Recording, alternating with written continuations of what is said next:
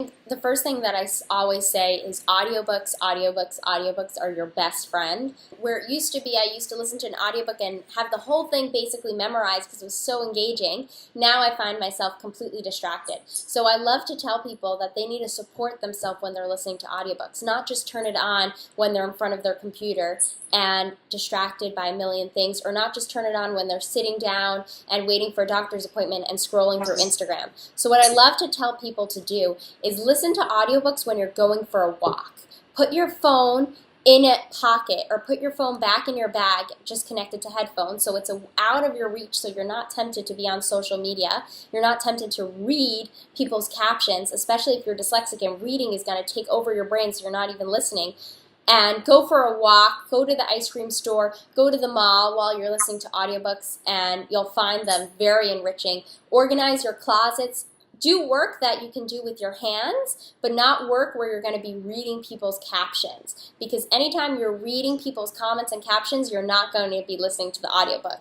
So really set yourself up for success, especially if it's an audiobook that you need to listen to for English class, or especially if it's an audiobook you need to listen to for school. Go for a walk.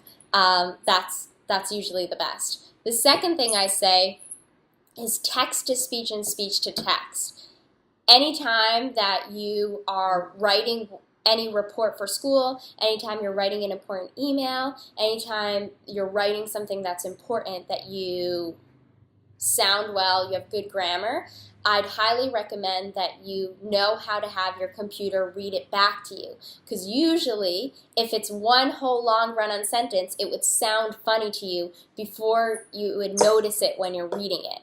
Because dyslexics are such big picture thinkers, when you read what you write, dyslexics tend to read it already edited. Whether or not there are any commas in that sentence or any periods in that sentence, you will read it the way you want it to look, not the way it actually looks. So when you highlight the whole thing and have your computer read it back to you, you'll notice, hey, that sounds a little funny, or the computer didn't take a breath. I think I need to put in some periods or some commas. The next thing, which is text to speech, is anytime you have dense text that you need to read for school, like whether it's, a paper printout that you need to read for history class or anything that is important text, you want to make sure you're reading accurately, highlight the whole thing and have your computer read it back to you.